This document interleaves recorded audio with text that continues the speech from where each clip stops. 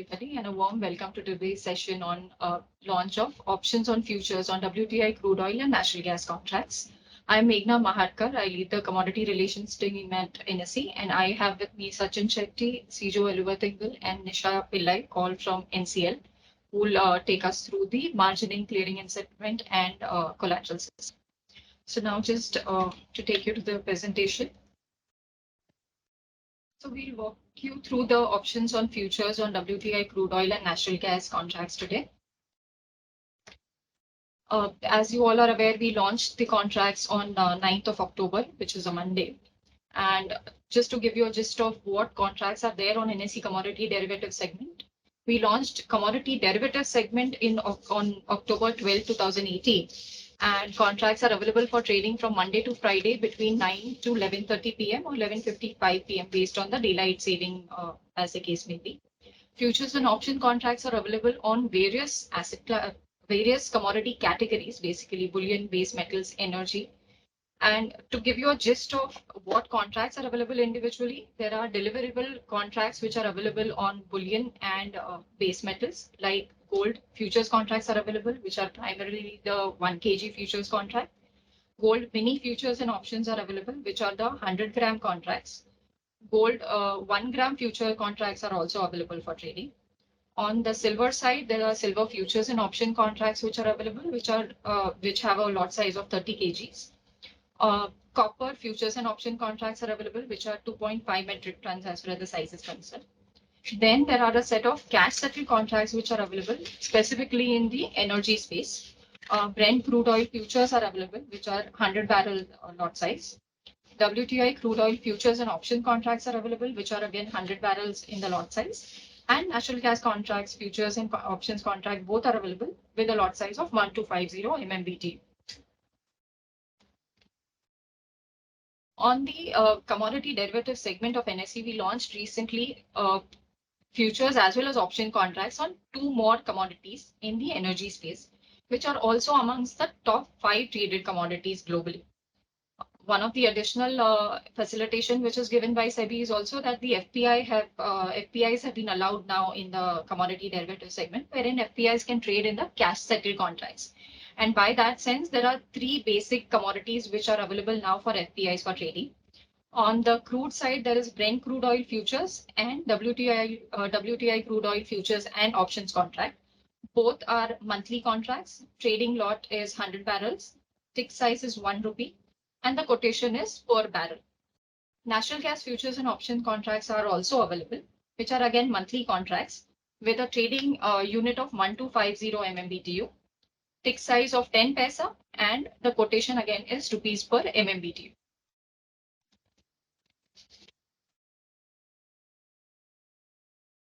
Just to give you a brief now on the newly launched options on futures contracts, which is again WTI crude oil and natural gas options on futures contract, which have been launched on October 9, 2023. Now, these contracts are primarily such that they, on the expiry, these option contracts devolve into a future contract. What we mean by that is that if suppose you are holding an ITM option contract on expiry, so if it is a long call position, then that gets devolved into a long futures position, primarily because calls are a contract to buy an underlying. Similarly, if there is a long put position, that gets converted into a short futures position, considering that put contracts are basically to sell an underlying. On the other hand, for short call position, short futures position will be created, and short put position, long futures position will be created. So all such devolvements into futures contract shall happen on the strike price on the expiry day. All the ITM strikes shall automatically get converted into devolved into a futures contract. Now, unless an investor or a member is basically telling us not to exercise or giving a contrary instruction not to exercise these contracts, all ITM contracts will get automatically exercised. All out of the money contracts will get expired worthless.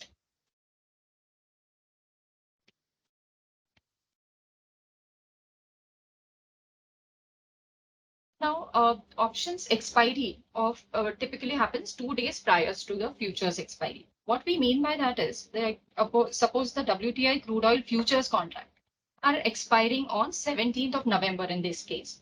Then the options on such futures will get expired on 15th of November. So that is 2 working days prior to the futures expiry. It will be European style options. So can be exercised only on expiry. Position limits for options will be separate from that of the futures. And position limits for options primarily are twice that of the futures positions. So upon expiry, there is a devolvement of position, which the options get converted into the corresponding underlying futures position. And in such case, what happens typically is that the open position in futures may exceed that of the permissible limits for the futures contract, considering that the options position is the position limits on options is twice that of the futures. So in such case, 2 days are given to the members to reduce this position and bring it down to the permissible limit. Just to walk you through the brief contract specifications for the WTI crude oil options on futures, it is basically the symbol is WTI crude. It is monthly contract and it is based on the underlying futures. So one option contract will be equivalent to one or shall get devolved into one future contract. The quotation shall be per barrel. The tick size is 10 paisa. On settlement, the options will get devolved into future. The position limits as far as individual clients are concerned is 9,60,000 barrels.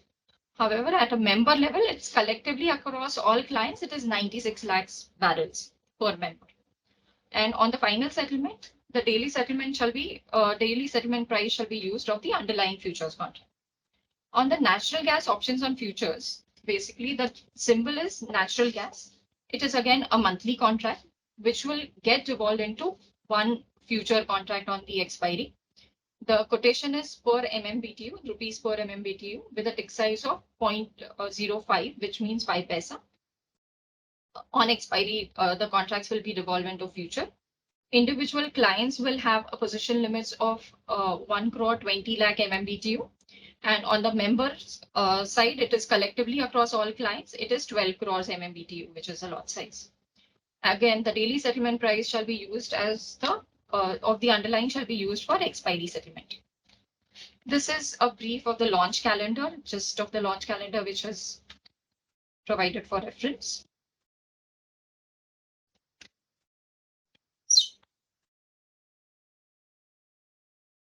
So with respect to the margins that is applicable in the commodity derivative segment, the objective is to cover the potential exposure as well as the current exposure that is associated with the client's portfolio. So for the purpose of covering the potential future exposure, NSE clearing computes the span margin requirement. In addition to that, it also levies an extreme loss margin. To cover the current exposure on the options and futures, NSE clearing also levies net by premium till the settlement of the premium is due. In addition to that, pre-expiry margins and additional margins, if applicable, may also be levied on such products. Once the options of futures devolves into a futures contract, then the margining is similar to a futures contract. So in addition to the span extreme loss margin requirement or pre-expiry margin requirement, the intraday crystallized mark-to-market losses, as well as the futures final settlement, which will happen on the expiry of the futures contract, will also be applicable. So basically, for the purpose, as we said earlier, it's a portfolio-based margining. So portfolio-based margining brings in efficiencies on account of diversification of the portfolio. It also takes into considerations the offsetting profits and losses that a client may hold across contracts in a particular underlying. So for a client who is holding a futures contract as well as an option contract, if they are in the nature of a hedge or offsetting in nature, then those offsetting nature of the portfolio is taken into consideration, and a margin benefit as such, or a margin computation benefit is applicable on such a client portfolio. So in addition to that, a spread margin benefit is also available across futures and optional contracts on the same underlying. In addition to that, a short option minimum charge is also being computed, and it is basically to address the case of deep out of the money options. And as a component of span margin requirement, it also takes into consideration the net option value. Net option value basically is to cover the current liquidation value of the options as the premiums are fully paid to the members to mitigate the liquidity risk associated with it. We also have pre-expiry margins. In addition to pre-expiry margins, in accordance with the SEBI guidelines, it is meant to sensitize the members of the impending increase in the margins on the account of development. So NSE clearing would also be providing a sensitivity report prior to levying such pre-expiry margins.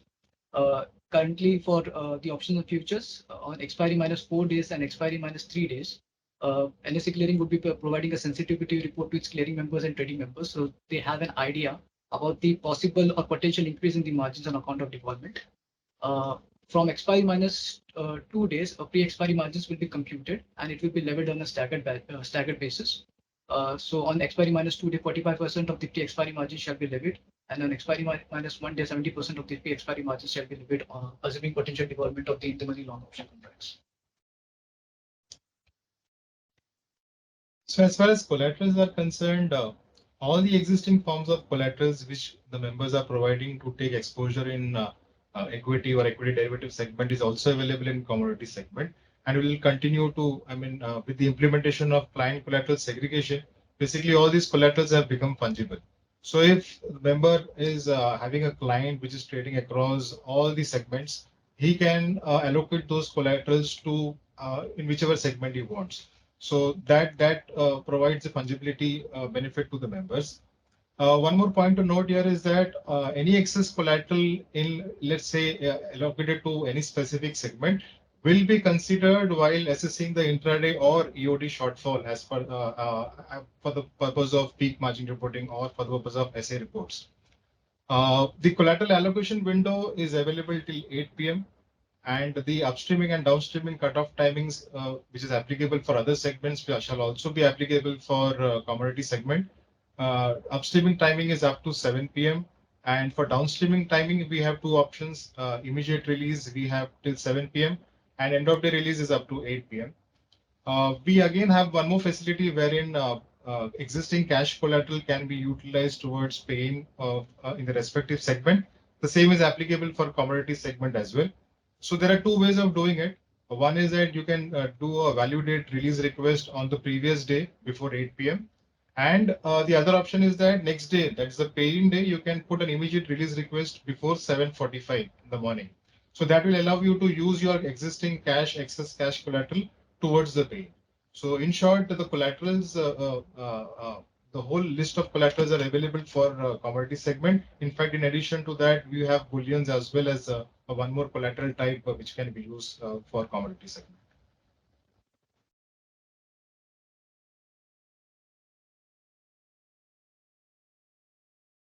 In the clearing and settlement procedure, for a normal day, we do not see any much changes. The premium settlement will continue to be carried out on T+1 day as it is being done for option on goods.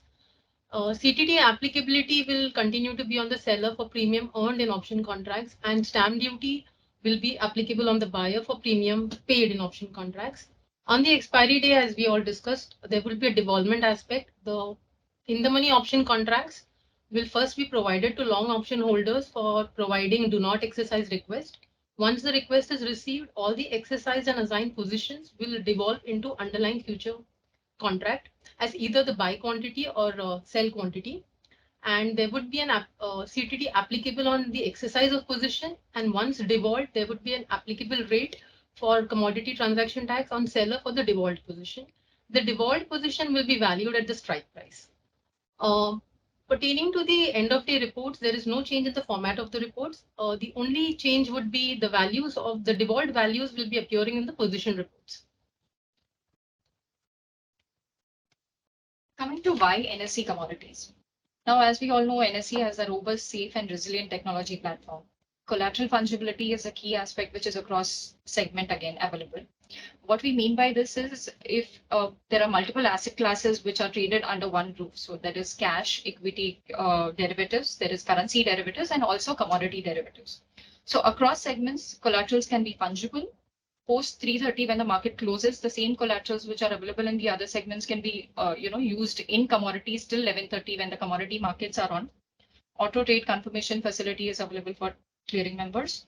All FPI categories are permitted. What we mean to say is that SEBI in their circular, which was issued last year, had permitted both category 1 as well as category 2 FPIs. And all categories of FPIs are permitted for trading on NSE commodities platform. There are nil transaction charges till October 23. And now the same has been extended for further 1 year period. So that is October next year.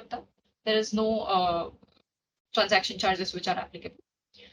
Brent crude oil and WTI crude oil futures contracts are available. What we mean by that is there are members who can take benefit of the spreads which are traded between WTI crude and natural gas, between Brent crude. Direct market access is available for FPIs. Settlement guarantees provided by NSE Clearing Limited. As we all know, NSE Clearing Limited is rated as CCR AAA, which is stable as per CRISIL. It's a trusted exchange for more than 3 decades now, and it's the #1 derivative exchange in the world. So this is a brief disclaimer considering that the contracts are based on the CME Group contract. Now coming to the question answer sessions. So we raise just the typical questions that have been asked by members in the various forums, and we can take it one by one. So what are the margins that are applicable on options on futures? Okay. So the objective of levying margins in case of options and futures is to cover our potential as well as our current exposure. So as we have shown in the slide, is, the margins that will be applicable in case of options and futures would be initial margin, extreme loss margins, pre-expiry margins, and additional margins if applicable. So these are some of the margins that would be applicable in case of options and futures. And how will the margin be calculated? Will it be different from the way futures and options margins are calculated? So if you're talking about an underlying, whether the underlying has the same futures as well as options on futures, so it will be calculated together. So in a way, if a client has taken positions in futures as well as options on futures, and if they're offsetting in nature, then since we are following a portfolio-based margining approach, both these contracts will be considered together, and the arising profits and losses across these contracts will be set off against each other, and then a margin will be computed. So in a way, they will avail a margin benefit because of this offsetting benefits that is inbuilt within a portfolio margining approach. Okay. Any specific cross margin benefit that is available across commodities? No, cross margin benefit is not available, but yes, calendar spread benefit would be available in case of such options and futures contracts, as well as the futures on that particular underlying. And how are pre-expiry margins on this contracts computed? So currently what we have specified is that pre-expiry margins will be levied 2 days prior to the expiry. Having said that, in order before levying such pre-expiry margins, since SEBI requires that we have to sensitize the members of the potential increase on account of devolvement of in the money long options into futures, we will also be providing a sensitivity report. This reports will be provided at least 4 days prior to the expiry of the contracts. This will be provided on 2 days, that is expiry minus 4 days and expiry minus 3 days. So this will give a view to the clearing members as well as the trading members for their linked participants who are clearing through them as to how much potential increase in the margins they can expect in case of devolvement. So they can take a call accordingly. And once this sensitivity report has been provided for 2 days, then after that, for the remaining last two days prior to the expiry, we will be levying a pre-expiry margin, but it will be levied in a staggered basis. So what we have informed the market participant is that on expiry minus 2 day, we will be levying 45% of their margin requirement, assuming devolvement of the in the money long option positions. And on expiry minus 1 day, it will be 70% of the pre-expiry margins so computed. So that answers my next question on will the margins increase significantly on development of futures? So it will be in a staggered manner as what you're saying. Yeah, so pre-expiry margins, of course, it will be in a staggered manner. But having said that, whether margin will increase or not, it ultimately depends upon the portfolio composition of the client. So say for instance, if a client has a long option position, I'm not leaving any margins on that because there is no risk associated with it. But assuming that it is going to devolve and it devolves into a futures, all of a sudden it will require a margin requirement as well as a futures contract. Okay. So yes, potentially the margins could increase in such cases, though even though I'm levying some component of pre-expiry margins 2 days prior to expiry. But if the same client has an offsetting short futures in his composition, then maybe the margins that was levied as pre-expiry margins may not be that substantial, and because of the offsetting nature of option devolving into a futures and getting offsetted against a short futures, maybe his margin requirements will come down. So it depends upon the portfolio composition of the client as well. And what will be the position limits which are typically applicable? SEBI has specified a numerical value for each of these underlyings. So for WTI crude, it would be around 96 lakhs barrels, or maybe 20% of the open interest, whichever is higher. In case of natural gas, it's around 12 crores MMBTU, or 20% of the open interest. Now, moving to some of the questions related to collaterals. Can a client utilize his collaterals which are available in the other segments for commodity derivatives exposure?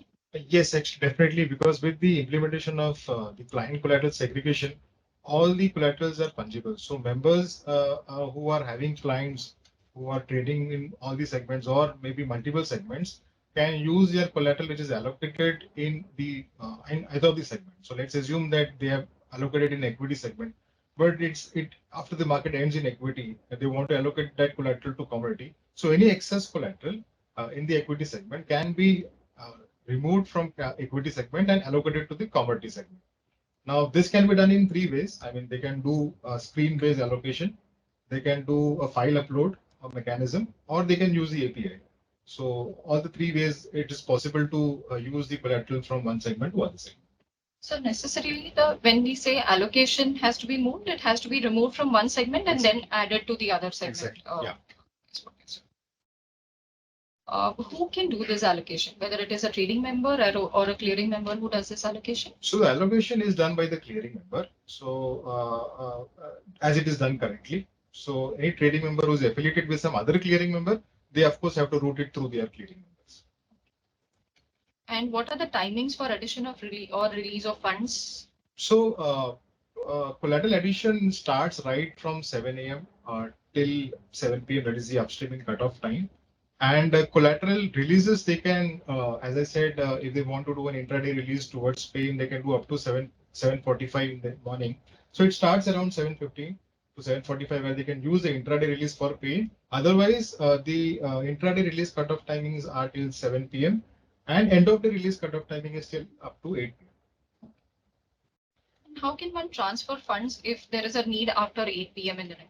So currently, since the upstreaming cutoff timing is 7 p.m., which is across segments, so bringing funds beyond 7 p.m. is not possible currently because of the upstreaming cutoff timing. But if they want to use their existing funds and change the allocation, they can do up till 8 p.m. However, if there is a need to do it beyond 8 p.m. for any exigencies, then we would request them to put a mail to our team, that is a collaterals operations team. We will try to facilitate that. Now, moving to some of the questions related to settlements.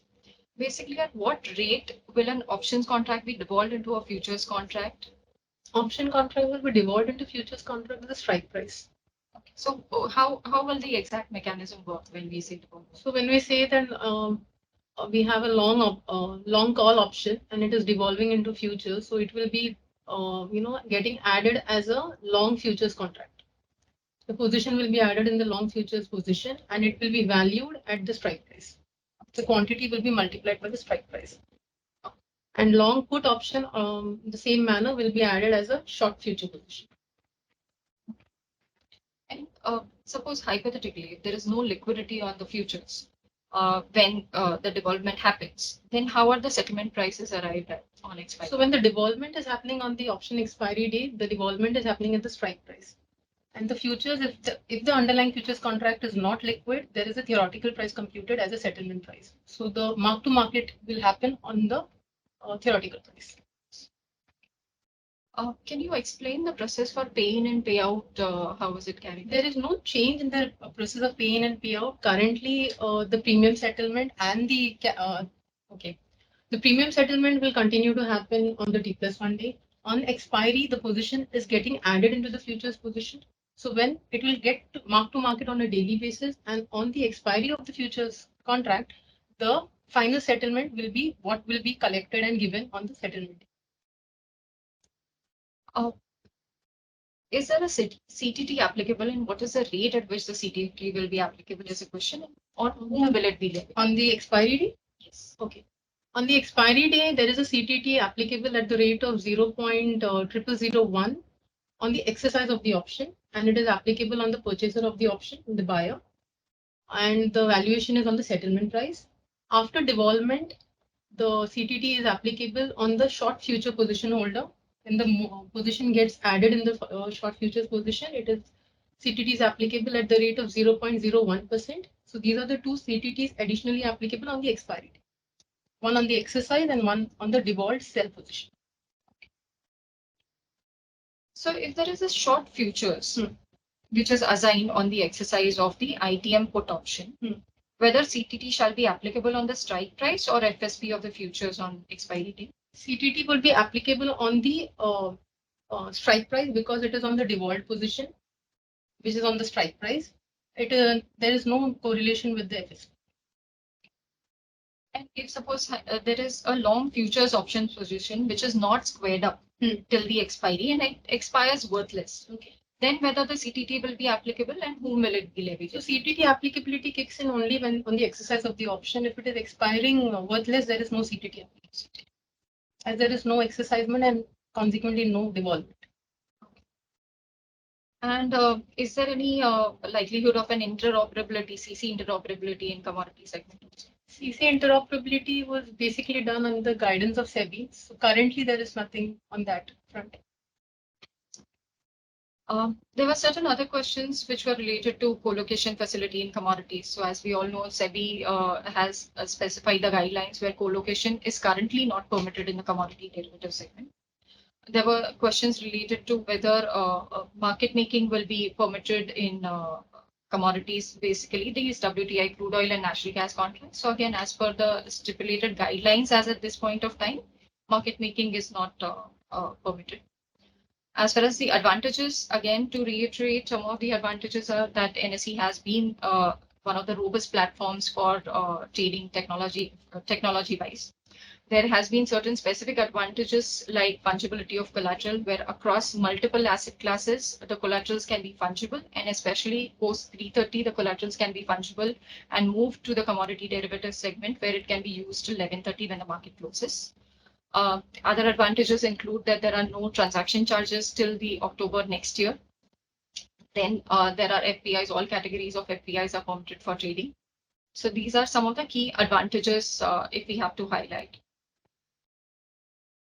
Any new products which we plan to come up? Yes, there are a lot of new products that we are working on, and soon NSE will be coming up with new products on the commodity derivative side. So that's it from our side. Thank you. Thank you.